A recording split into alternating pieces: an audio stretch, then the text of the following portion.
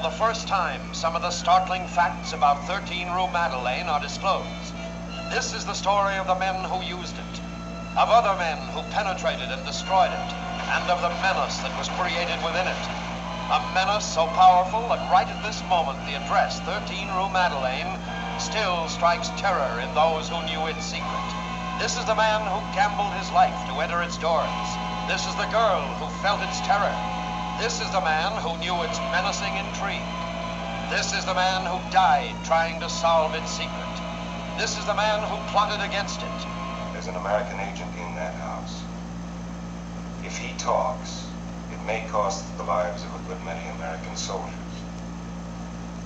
Right now, he's undergoing the cruelest tortures the Germans can devise, but he won't talk.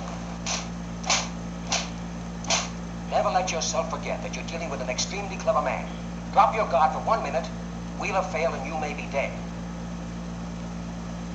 That's why we're going to do it his way. His way? What's that? If he isn't sold, and should in any way suspect that you're on a double mission, if he doesn't make his break and tries to follow you, you're going to shoot him.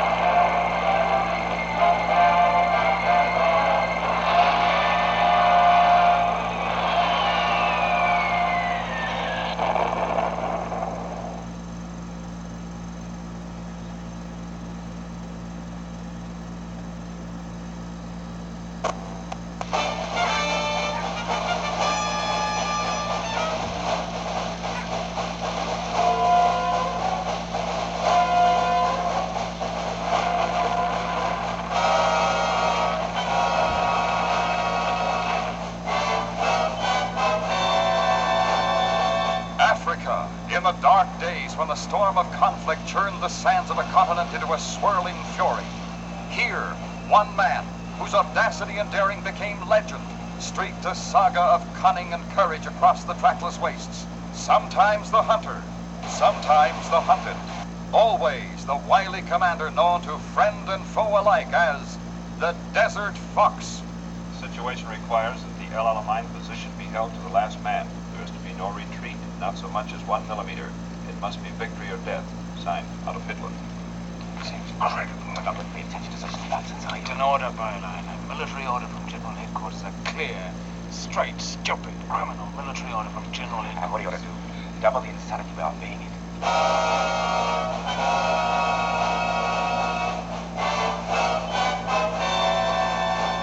And what exactly are you after? We want to get rid of Hitler and his gang. Looks true. I don't want to get mixed up in this thing. What they do in Berlin is their business, not mine. I'm a soldier. I want you to be very strong, darling. I want you to be very strong, very brave. Do you understand? You've got to go away now, and I won't be back. Do you want me to tell you any more? There's no way out. We've got no guns. We can make a break for it.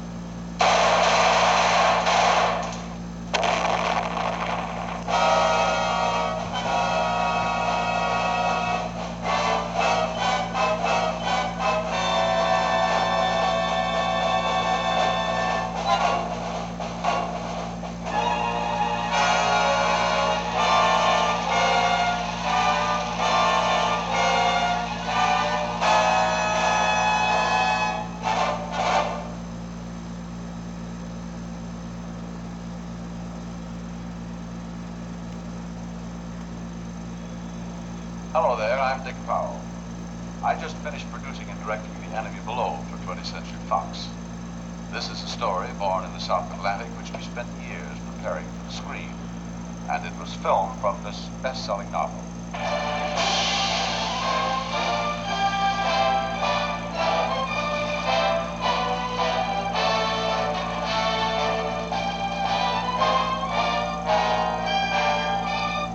The Enemy Below is the story of a duel to the death between two men.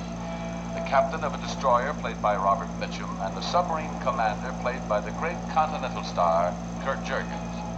Here is the incredible drama they lived as they played the deadliest game of all, with depth charges, streaking torpedoes, and 233 fighting men tracking, stalking, hunting each other through 1,000 miles of exploding ocean.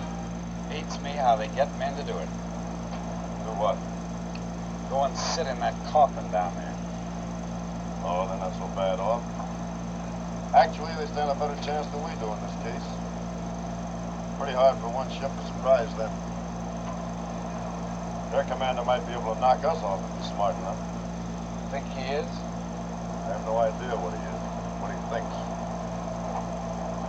I don't want to know the men I'm trying to destroy. He's a devil, Annie.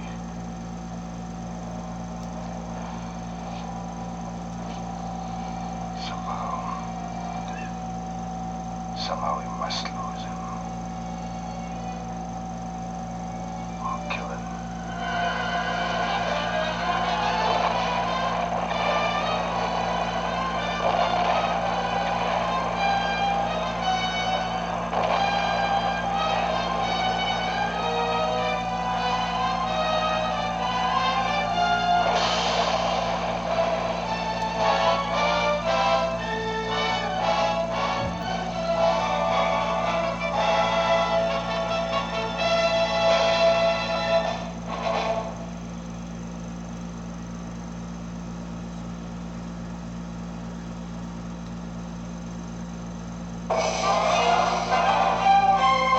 Gentlemen, you're about to meet two of the dearest, most delightful, and wonderful people it will ever be your pleasure to know.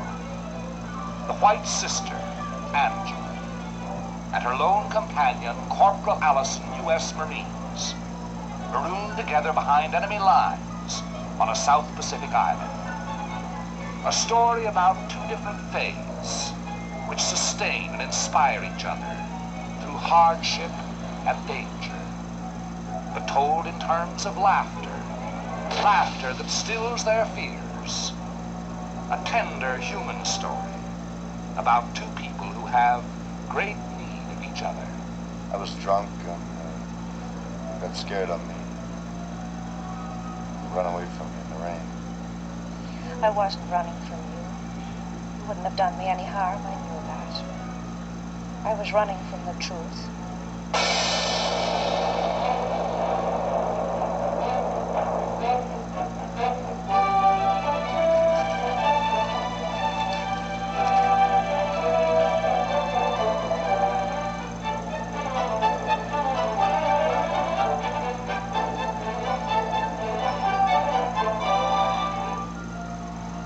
Plan to bypass a lot of these islands on their way to Tokyo.